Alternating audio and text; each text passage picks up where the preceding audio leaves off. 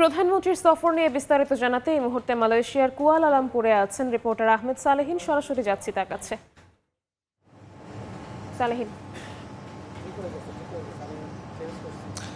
প্রধানমন্ত্রী তারেক রহমান তিনি কিন্তু বাংলাদেশ থেকে ইতিমধ্যে তার প্রথম বিদেশ সফর মালয়েশিয়ার উদ্দেশ্যে রওনা করেছেন সস্ত্রীক, অর্থাৎ তার সহধর্মিনী ডাক্তার জুবাইদুর রহমানকে সঙ্গে নিয়ে তিনি কিন্তু আজকে 2:45 যে ফ্লাইটে বাংলাদেশ একটি ফ্লাইটে হজরত শাহজালাল আন্তর্জাতিক বিমানবন্দর ত্যাগ করেন এবং তিনি আজ রাত 8:30 নাগাদ এই যে মালয়েশিয়ার যে টাইম বাংলাদেশের সময় সেই সময় কিন্তু মালয়েশিয়াতে এসে পৌঁছবেন এবং বিমানবন্দর থেকে তাকে লাল গালিচা সংবর্ধনা জানানো হবে।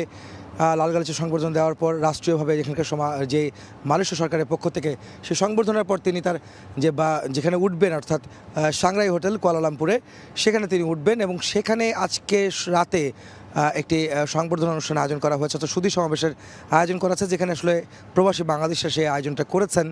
সেখানে প্রধানমন্ত্রী কিছু সময়ের জন্য হয়তো যুক্ত হবেন। তিনি সেই হোটেলে কিন্তু থাকছেন। তিনি 2 দিনের সফরে আসছেন এই মালয়েশিয়া এবং এবারই প্রথম তিনি সরকার 12ই ফেব্রুয়ারি যে নির্বাচনে যিনি বিজয়ী হয়ে সরকার গঠন করেছে বিএনপি সরকার এবং তারেক রহমান প্রধানমন্ত্রী হয়েছেন, তারপরে এটি তার প্রথম বিদেশ সফর এবং সেই সফরে বেশ কিছু দ্বিপাক্ষিক সম্পর্ক উন্নয়নের ক্ষেত্রে দুই দেশের সরকারের সঙ্গে বৈঠক হবে, অর্থাৎ এখানকার যে আনোয়ার ইব্রাহিম আছেন যিনি সরকার প্রধান মালয়েশিয়ার, তার সঙ্গে বৈঠক হবে প্রধানমন্ত্রী তারেক রহমানের সঙ্গে এবং সেখানে দুটি সমঝোতা স্মারক স্বাক্ষরিত হওয়ার কথা রয়েছে, সমঝোতা চুক্তি হওয়ার কথা রয়েছে। সেই বিষয়গুলি কিন্তু আজকে রয়েছে। শুধু আজকে কিন্তু মূলত সরকারি কোনো অনুষ্ঠান শুধুমাত্র অভ্যর্থনা ছাড়া কিন্তু বাকি অন্য কিছু নেই। আগামীকাল পুত্রজায়ায় মালয়েশিয়ার সেখানে আগামীকাল সেখানে তার একটি কনফারেন্সে যোগ দেওয়ার কথা রয়েছে এবং তার পরপর সেখানে দ্বিপাক্ষিক আলোচনা হবে দুই রাষ্ট্র সরকার প্রধানের সঙ্গে। একই সঙ্গে সেখানে সমঝোতা স্মারক সই হওয়ার কথা রয়েছে।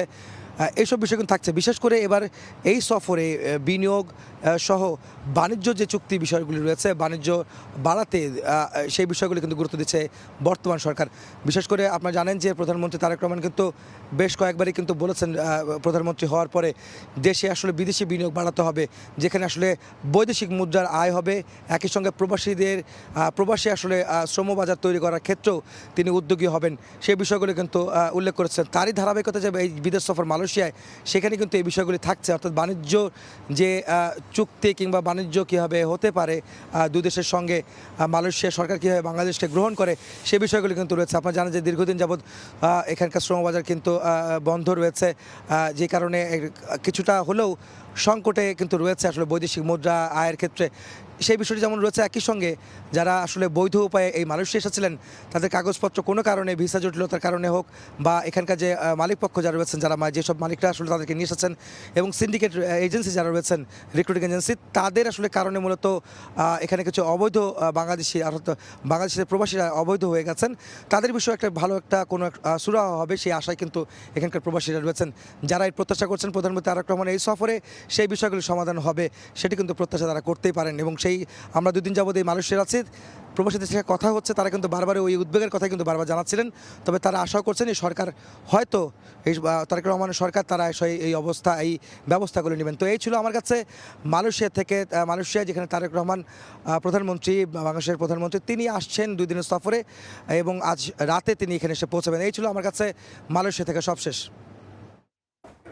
প্রধানমন্ত্রী তারেক রহমানের মালয়েশিয়া ও চীন সফরের সর্বশেষ খবর জানাতে আমাদের সাথে মালয়েশিয়া থেকে সরাসরি যুক্ত হয়েছিলেন সহকর্মী আহমেদ সালেহিন।